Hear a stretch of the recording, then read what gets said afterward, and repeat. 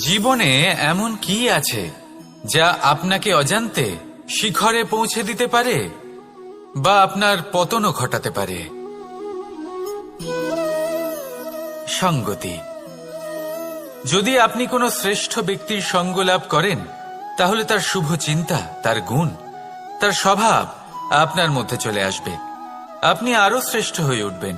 আবার সেখানেই যদি আপনি কোনো দুষ্ট ব্যক্তির সঙ্গতি লাভ করেন, কোনো খারাপ মানুষের সঙ্গতি লাভ করেন, তাহলে আপনার শুভ চিন্তা, আপনার গুণ, তা যে কখন আপনার থেকে কেড়ে নেওয়া হবে সেটা আপনি জানতেও পারবেন না। দেখুন, এই সঙ্গতি হলো অত্যন্ত গুরুত্বপূর্ণ। এই সঙ্গতি আপনার নিয়তি নির্ধারণ করে। আপনাকে উদাহরণ দিলে, বৃষ্টির ফোঁটাকে দেখুন। যদি কোনো ফোঁটা গাছের পাতায় এসে পড়ে, তাহলে তা জীবন দান করতে পারে। যদি এমন কোনো ফোঁটা সাপের মুখে এসে পড়ে, তাহলে তা বিষে পরিণত হয়। যেমন সঙ্গ তেমন নিয়তি। এবার দুর্ভাগ্যের বিষয় হলো এটাই যে বর্ষার ফোঁটা নির্ধারণ করতে পারে না সে কোথায় পড়তে চায়। তার নির্বাচনের ক্ষমতা নেই। কিন্তু আপনি, আপনার কাছে তো বিবেক আছে, আপনি ভাবতে পারেন, চিন্তা করতে পারেন। তাহলে আপনি ভাবুন, আপনি কি এমন সঙ্গ চান যা শ্রেষ্ঠ, নাকি এমন সঙ্গ চান যা অশুভ? নির্বাচন আপনারই। শ্রেষ্ঠ সঙ্গ বাছুন আর আমার সাথে ভালোবেসে বলুন, রাধা রাধা। আমাদের জীবনে অত্যন্ত গুরুত্বপূর্ণ একটা আশা বসবাস করে, বিশ্বাসের রূপে। বিশ্বাস যা আমরা ঈশ্বরের ওপর করি, ভাগ্য, প্রারব্ধের ওপর করি, নিয়তির ওপর করি। যখনই ভালো কিছু হয় আমরা বলি এ হলো ঈশ্বরের দয়া। যখন খারাপ কিছু হয় আমরা বলি এ হলো ঈশ্বরের মায়া। কখনো ঈশ্বর বা ভাগ্য বা প্রারব্ধ বা নিয়তি। আপনি নিজে কোথায় তা কখনো ভেবেছেন? আপনি বিশ্বাস করছেন ঈশ্বরের উপর, প্রারব্ধের উপর, কখনো নিজের উপর করেছেন? আমি আপনাকে একটা সহজ কথা বলি, যদি আপনি ঈশ্বরের উপর বিশ্বাস রাখেন, শুধুই ঈশ্বরের উপর বিশ্বাস, তাহলে আপনি সেটাই পাবেন যেটা আপনার ভাগ্যে লেখা রয়েছে। কিন্তু যদি আপনি নিজের উপর বিশ্বাস রাখেন, আত্মবিশ্বাস রাখতে শেখেন, তাহলে ঈশ্বর আর নিয়তি দুজনে মিলে আপনার ভাগ্যে সেটাই লিখবে যা আপনি চাইছেন। তাই মনে রাখবেন, সাফল্যের পথ হলো এই বিশ্বাস। নিজের আত্মবিশ্বাসকে ধরে রাখতে শিখুন। দেখবেন আত্মা প্রসন্নতায় ভরে উঠবে। তাহলে আসুন এই প্রসন্ন ভাব নিয়েই বলুন, রাধা রাধা।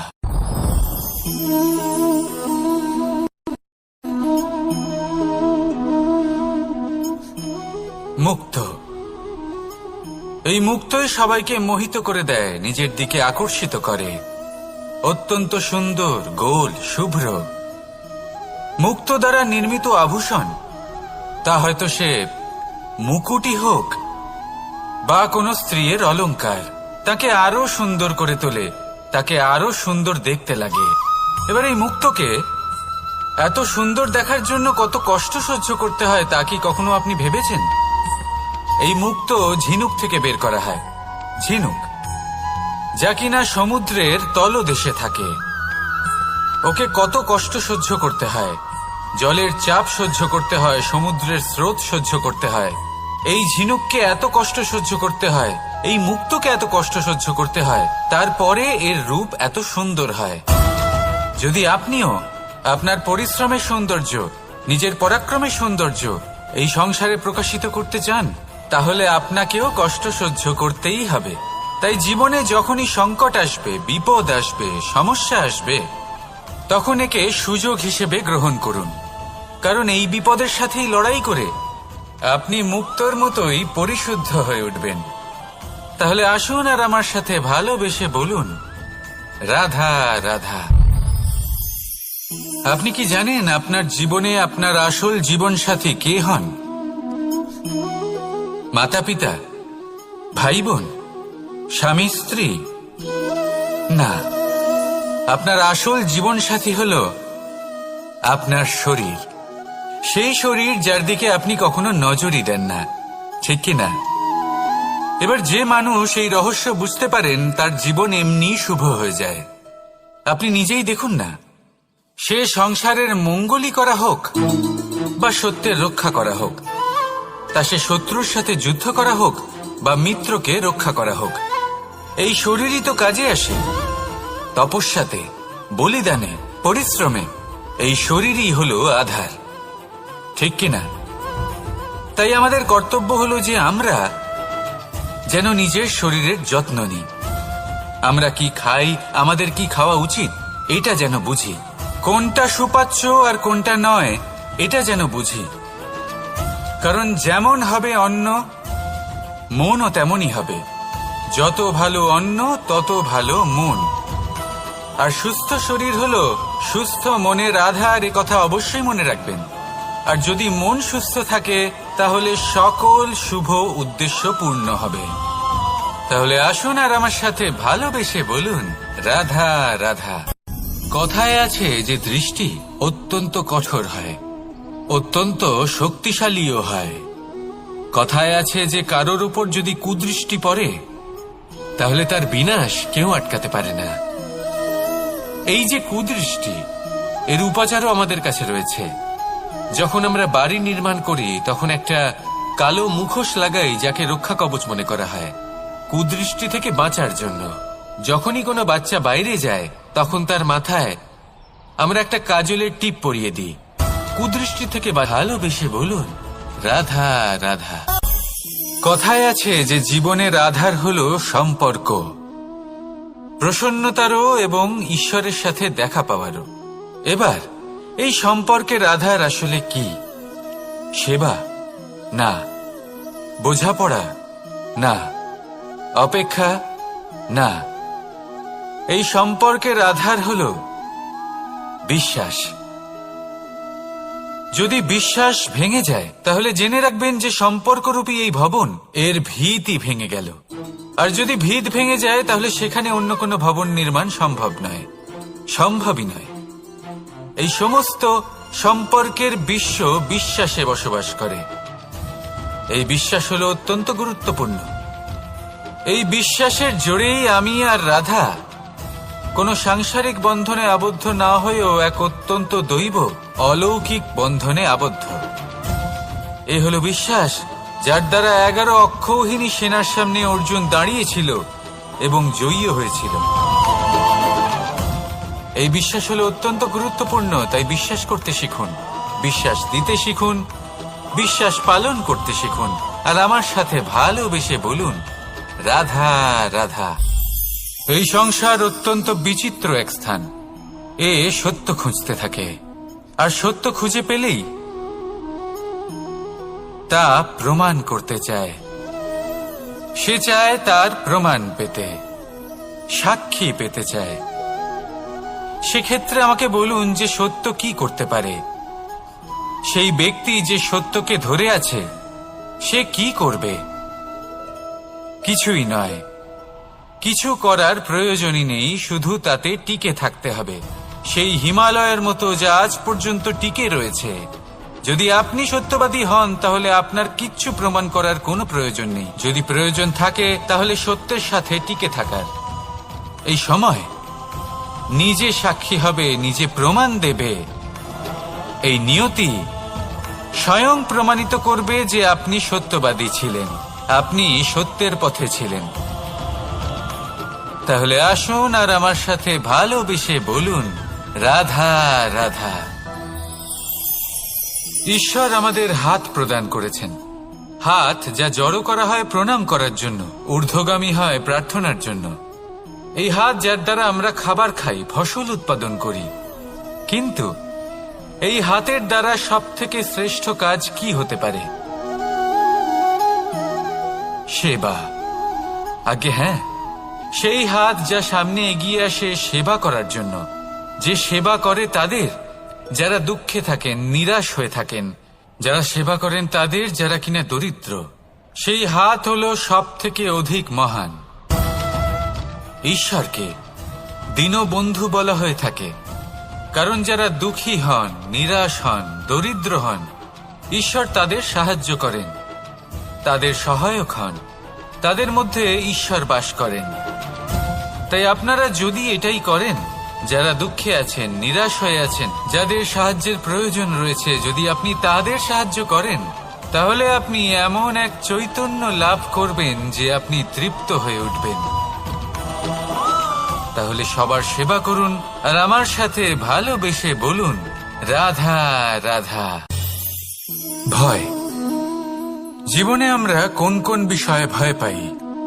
কোনো মানুষকে হারানোর ভয়, কোনো মানুষ, কোনো সম্পর্ককে হারানোর ভয়, অর্থহানির ভয়, সময়হানির ভয়। এবার বিষয়টা হলো, এই ভয় কখনো আমাদের কোনো লাভ করে না। এটা সবসময় আমাদের পিছনে ঠেলে আর নিচু স্তরে নামিয়ে দেয়, কখনোই আমাদের উত্থানের কারণ হয় না।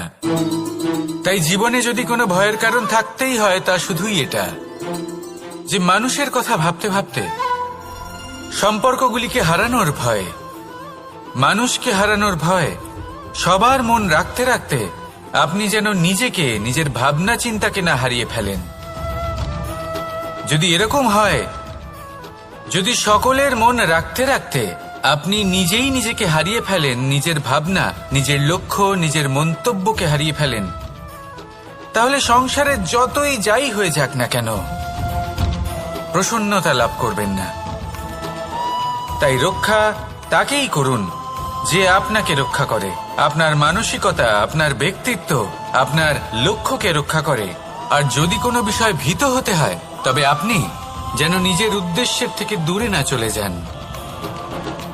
তাহলে আসুন আর আমার সাথে ভালোবেসে বলুন, রাধা রাধা। সময় একটু একটু করে কেটে যায়, একটু একটু করে নিকটে আসে। খুব অদ্ভুত ব্যাপার। এই সময় প্রতিকূল হলেও একটু একটু করে কেটে যায়। এই সময় যদি ভালো হয়, তাহলে একটু একটু করে নিকটে আসে। অনুচিত তখনই হয় যখন আমরা নিজেদের অসফলতার জন্য সময়কে দোষ দিই, কিন্তু আসলে তেমনটা হয় না। আপনার পরিশ্রম আর প্রয়াস দ্বারাই আপনি সাফল্য লাভ করবেন, সময়ের দ্বারা নয়। যদি এই সাফল্য একটা সুন্দর ভবন হয়, তাহলে সময় হলো তার দেওয়ালের রং, যা সময়ের সাথে বদলাবে, সময়ের সাথে ফিকেও হয়ে যাবে। কিন্তু সাফল্যের এই ভবন আপনাকেই নির্মাণ করতে হবে, আপনার পরিশ্রমের ইট দ্বারা এবং প্রয়াসের চুনসুরকি দ্বারা। তাই পরিশ্রম আর প্রয়াস করতে থাকুন, সাফল্য আপনি অবশ্যই পাবেন। সময় যদি আজ ভালো না হয়, তাহলে কাল অবশ্যই হবে। প্রয়াস করতে থাকুন আর আমার সাথে ভালোবেসে বলুন, রাধা রাধা। এ হলো গোলাপ ফুল। একে আমরা সকলেই চিনি। সমগ্র সংসার ভালোবাসে এই পুষ্পকে। এই ফুল দেখতেও সুন্দর। সবথেকে বেশি গুরুত্বপূর্ণ কথা হলো এর সুগন্ধ, যা দূর দূরান্ত থেকে ব্যক্তিদেরকে আকৃষ্ট করে। এই সুন্দর পুষ্প একটু মন দিয়ে দেখলেই দেখা যায় এর নিচে কাঁটা রয়েছে। এই সংসার বলে, এ প্রকৃতির কেমন রচনা, এত কোমল পুষ্প, এটা কি তীক্ষ্ণ কাঁটা সহ প্রস্ফুটিত হয়? এটাই হলো জীবনের সত্য। আমাদের অন্তরের সদ্গুণ, সেগুলিও এই ফুলের মতোই সুন্দর। সংসার এর সৌন্দর্য দেখতে পায়, এর সুগন্ধ চতুর্দিকে ছড়িয়ে পড়ে। কিন্তু এই সদ্গুণ জাগ্রত করে তোলার জন্য কঠোর পরিশ্রম করতে হয়, প্রতিনিয়ত চেষ্টা করে যেতে হয়। তাই জন্য যদি আপনি জানেন আপনার পথ উচিত, কিন্তু তা কাঁটায় পরিপূর্ণ, তাহলে থামবেন না, চলতে থাকুন। একবার যদি অন্তরের সদ্গুণ জাগ্রত হয়, তাহলে এই সংসার এই সৌন্দর্য দেখবে আর সুগন্ধে আকর্ষিত হয়ে আপনার কাছে আসবে। এই মন, এই জীবন প্রসন্ন হয়ে বলবে, রাধা রাধা।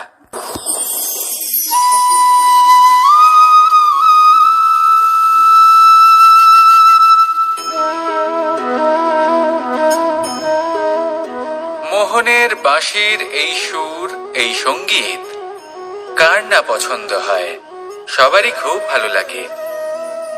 এবার এই সুর আসে কোথা থেকে? কেউ বলবেন কৃষ্ণের হৃদয় থেকে। সত্য কথা, এই সুর হৃদয় থেকে নির্গত হয় এবং প্রকট হয় এই বাঁশি থেকে। এই বাঁশিটাকে দেখুন, এই ছিদ্রগুলি দেখুন, প্রত্যেকটা সুর থেকে নিজস্ব একটা স্বর নির্গত হয়। এবার যে ব্যক্তি এই সমস্ত সুর এবং স্বর বুঝতে পারেন, এতে নিপুণ, তিনি এই বাঁশির দ্বারা যে সুর নির্গত করবেন তা তো মধুর অবশ্যই হবে। এবার জীবনের সাথেও কিছুটা এরকমই ঘটে। জীবনের কিছু নীতি থাকে, অর্থ, কুটুম্ব এবং আধ্যাত্মিক।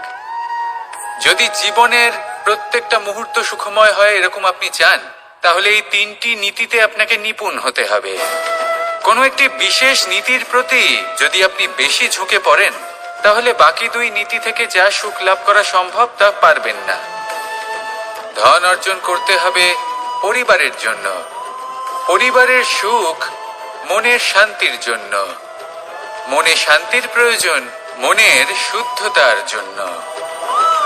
যখন এই মন শুদ্ধ হবে, জীবন শুদ্ধ হবে, পবিত্র হবে, সুন্দর হবে এবং ভালোবেসে বলবে রাধা রাধা। যত শক্তিশালী এই মন, তত শক্তিশালী এই শরীরও। এই যে আমাদের শরীর, এটা আসলে কি? এ হলো একটা রথের মতো। আর একটা রথ ততক্ষণ চলতে পারবে না যতক্ষণ না তাকে কোনো সারথি চালাবে। এই মন হলো শরীরের সারথি। এবার ভাবুন, যদি এই সারথি শক্তিহীন হয়, দুর্বল হয়, তাহলে এই রথের কি হবে? এটা উচিত পথে চলতে পারবে না, উচিত গতিতে চলতে পারবে না, মন মতো স্থানে এটা পৌঁছতেও পারবে না। সেই জন্য মনের শক্তি অত্যন্ত প্রয়োজনীয়। এবার মনের শক্তি আমরা কোথা থেকে লাভ করি? দৃঢ়তার শক্তি থেকে। এবার এই শক্তি আমরা কিভাবে বাড়াতে পারি? আমরা প্রতিদিন কিছু নতুন স্থির করি, কিছু ছোট কিছু বড়। আর যেই আমরা নতুন কিছু পূর্ণ করি, আমাদের মনের শক্তি বেড়ে যায়। আর যদি পূর্ণ না করতে পারি, মনের শক্তি কমে যায়। একটা দেওয়ালের মতো ছোট ছোট ছোট ছোট শিলা আমরা একটার পর একটা স্থাপন করে একটা দেওয়াল তৈরি করি। এতগুলো পাথর যখন একত্রিত হয়ে যায়, তখন এমন এক দেওয়াল তৈরি হয় যাকে ভাঙা প্রায় অসম্ভব হয়ে দাঁড়ায়। সেরকমই হয় মন এবং দৃঢ়তা। ছোট ছোট কাজ করে নিজের লক্ষ্য পূর্ণ করুন। এই লক্ষ্য যদি পূর্ণ হয়, তবে মনের শক্তি বাড়বে। কিছুটা এইভাবে যে যত বড়ই বিপদ আসুক না কেন, সেই বিপদ নিজে হার মেনে নেবে, কিন্তু আপনার মন ততটাই শক্তিশালী থাকবে। তাই মনের শক্তি বাড়াতে থাকুন, যাতে আপনি উচিত পথে চলতে পারেন, উচিত গতিতে চলেন আর মনোবাঞ্ছিত স্থানে পৌঁছতে পারেন। তবেই এই মন প্রসন্ন হয়ে বলবে রাধা রাধা। ওমা, এ কি? আমি কখন থেকে এখানে অপেক্ষা করছি, হাত পেতে দাঁড়িয়ে রয়েছি যাতে একটা ফল আমার হাতে এসে পড়ে এবং সেটা আমি খেতে পারি। কখন থেকে অপেক্ষা করছি, কিন্তু সেটা হচ্ছেই না। এবার আপনি বলবেন যে এসব কি বলছি, এ কি অদ্ভুত কথা বলছি। যদি ফল খেতে হয় তাহলে আমাকে বৃক্ষে চড়তে হবে, ফলের কাছে পৌঁছতে হবে, তবেই তো ফল পাবো। এবারে এটা অত্যন্ত সহজ ব্যাপার, কিন্তু এই বিষয়টা আপনি নিজের জীবনের প্রসঙ্গে ভেবে দেখুন। লক্ষ্য কোথায় আছে আপনি জানেন, সেই লক্ষ্যে পৌঁছানোর পথ কি সেটাও আপনি জানেন, সেই পথে চলার ক্ষমতাও আপনার রয়েছে, কিন্তু তাও আপনি নিজের লক্ষ্য লাভ করতে পারছেন না। কেন? কারণ আপনার তা কোনোদিনই হবে না। সেই জন্য আপনার চোখের সামনে আপনি যদি নিজের লক্ষ্যকে দেখতে পান, তাহলে উঠুন এবং সেই দিকে অগ্রসর হতে শুরু করুন। নিজের অন্তরের সকল অশুভ গুণ দূর করুন, অলসতা ত্যাগ করুন, অজ্ঞানতা ত্যাগ করে দিন এবং চলতে থাকুন। অবশ্যই মনোবাঞ্ছিত ফল লাভ করতে পারবেন। মনে রাখবেন, চলতে থাকলে তবেই লক্ষ্য প্রাপ্তি হবে। অপেক্ষার দ্বারা শুধুমাত্র মৃত্যু লাভ হবে। আসুন আমার সাথে ভালোবেসে বলুন রাধা রাধা। প্রত্যেক প্রাণী ভালোভাবে জীবন যাপন করতে চান, এটা তাদের স্বভাবে আছে এবং ভাবাটা অনুচিত নয়। কিন্তু একটা ভালো জীবনের গুরুত্বপূর্ণ অংশ কোনটা? বসবাসের স্থান। সেই স্থান যেখানে আমরা জীবন অতিবাহিত করি। এবার মানুষ ভাবতে পারেন যে একটা ভালো বাসস্থানের অর্থ কি। সেই স্থান যেখানে সহজে জল পাওয়া যায়, যেখানে শুদ্ধ বায়ু পাওয়া যায়, যেখানে আনাজ উৎপন্ন হয়। এটা জীবনযাপনের জন্য পর্যাপ্ত বটে, কিন্তু ভালো জীবনযাপনের জন্য আরো একটা কথা আপনাকে বুঝতে হবে। সাধু, জ্ঞানী, পণ্ডিত ব্যক্তি, এই সকল মহাপুরুষ, এনাদের যে বাসস্থান তা অত্যন্ত বিশেষ হয়। এখানে এক ধরনের বিশেষ ইতিবাচক শক্তি থাকে, এমন একটা স্থান যেখানে দেবতারাও বিচরণ করেন। জীবন আমরা সবাই যাপন করি, কিন্তু জীবনের উদ্দেশ্য শুধুমাত্র জীবন যাপন করা নয়। জীবনের উদ্দেশ্য হল মুক্তি লাভ করা। আর এই সকল সাধু, জ্ঞানী, পণ্ডিত ব্যক্তি, এই সকল মহাপুরুষ আপনাকে মুক্তির পথে নিয়ে যেতে পারেন, কারণ এরা হলেন সেই মহাপুরুষ যারা নিজেদের অন্তরের বিকার, অহংকার, ক্রোধ, বিদ্বেষ এই সকল দোষগুলিকে ত্যাগ করেছেন, এদের উপর বিজয় লাভ করেছেন। এমনই একজন ব্যক্তি আপনাকে মুক্তির পথে নিয়ে যেতে পারে। প্রয়োজন হলো শুধুই এনাদের চিনতে পারা, এদের কথা বুঝতে পারা এবং এদের দেখানো পথে চলা। যদি আপনি এটা করতে পারেন, তাহলে এই মন প্রফুল্ল হয়ে বলবে, রাধা রাধা। কখনো কোনো বাগানের কোনো বৃক্ষকে দেখেছেন যেখানে সুগন্ধি ফুল থাকে, রসালো ফল থাকে? তখন মন প্রফুল্ল হয়ে ওঠে, মন থেকে সেই বৃক্ষের প্রতি ভালোবাসা জন্মায়। কিন্তু যিনি বাগানের মালিক, শুধুমাত্র তিনিই জানেন যে কিভাবে এই বৃক্ষকে আগলে রাখতে হয়, কিভাবে তার পরিচর্যা করলে এতে সুন্দর সুগন্ধি ফুল হবে, রসালো ফল হবে। কখনো কখনো প্রয়োজনের থেকে বেশি রোদ পেলে এই বৃক্ষগুলি শুকিয়ে যায়, প্রয়োজনের থেকে কম রোদ পেলেও এই বৃক্ষ কিন্তু শুকিয়ে যায়। প্রয়োজনের থেকে কম জল যদি পায়, এই বৃক্ষ শুকিয়ে যেতে পারে। প্রয়োজনের থেকে অতিরিক্ত জল যদি পায়, তখনও এই বৃক্ষের শিকড়গুলি নষ্ট হয়ে যেতে পারে। এবার এটাই কিন্তু আমাদের সংসারের সাথেও হয়। আমাদের সংসারের সকল প্রতিভাশালী ব্যক্তি, যেমন লেখক, বিচারক, প্রবক্তা, যোদ্ধা, এদের সবার ক্ষেত্রে এই কথাটাই প্রযোজ্য। যদি বেশি প্রশংসা করা হয়, তাহলেও এরা হারিয়ে যাবেন। প্রয়োজনের থেকে বেশি যদি নিন্দা করা হয়, তখনও তারা নত হয়ে পড়বেন। তাহলে আপনি এদের রক্ষা করুন এবং নিজেদেরও। মনে রাখবেন একটা কথা, জেনে রাখুন কখন কোন নিন্দায় আপনি লজ্জিত হবেন না, আর কখন কোন প্রশংসার দ্বারা নিজের মধ্যে অহংবোধ জাগ্রত করবেন না। এই মন সুপ্রসন্ন হয়ে বলবে, রাধা রাধা। জল, এ হলো জীবনের আধার পঞ্চতত্ত্বের মধ্যে একটি, আর অত্যন্ত বিশেষ। এর থেকে অনেক বড় শিক্ষা পাওয়া যায়। এই জল, গন্তব্যের বিষয়ে এর স্পষ্ট ধারণা আছে। ও জানে ওর লক্ষ্য কি, আর প্রয়াস করে ততদূর সে পৌঁছেও যায়। এটি পর্বত থেকে বয়ে নিচে নেমে আসে, নদীর সাথে সমাহিত হয়ে তার সাথে বয়ে চলে, চিরসবুজ বনানী গড়ে তোলে, প্রাণীদের তৃষ্ণা নিবারণ করে, সামনে এগিয়ে চলে, মানুষের সাথে মিলিত হয়। যারা একে বাঁধের মধ্যে বেঁধে রাখতে চেষ্টা করে, সে বন্দি দশাতেও থেকে যায়, মানুষের কল্যাণ করে। তারপর বাঁধ থেকে মুক্তি পেয়ে এগিয়ে চলে, কোথাও ধাক্কা খায়, কোথাও বাধা পড়ে, কোথাও যদি পথ খুঁজে না পায়, তাহলে পথ খুঁজেই নেয়, আর যেখানে পথ থাকে না সেখানে পথ বানিয়ে নেয়, আর শেষ পর্যন্ত নিজের লক্ষ্যে পৌঁছেই যায়, অর্থাৎ সমুদ্রে গিয়ে সমাহিত হয়ে যায়। আমাদেরও কিছুটা এরকমই হয়ে উঠতে হবে। যেখানেই যাবেন সকলের কল্যাণ করুন, সামনে এগোন। আপনি কোথাও পড়ে গেলে, ধাক্কা খেলে আঘাত লাগবেই, উত্থান পতন লেগেই থাকে। সামনে এগোতে থাকুন। কোথাও পথ না পেলে তা খুঁজে নিন, কোথাও পথ না থাকলে তা বানিয়ে নিন। নিজের গন্তব্যের কথা সব সময় মনে রাখুন। শেষ পর্যন্ত নিজের মোক্ষ লাভ আপনি অবশ্যই করবেন। আর আমার সাথে ভালোবেসে বলুন, রাধা রাধা।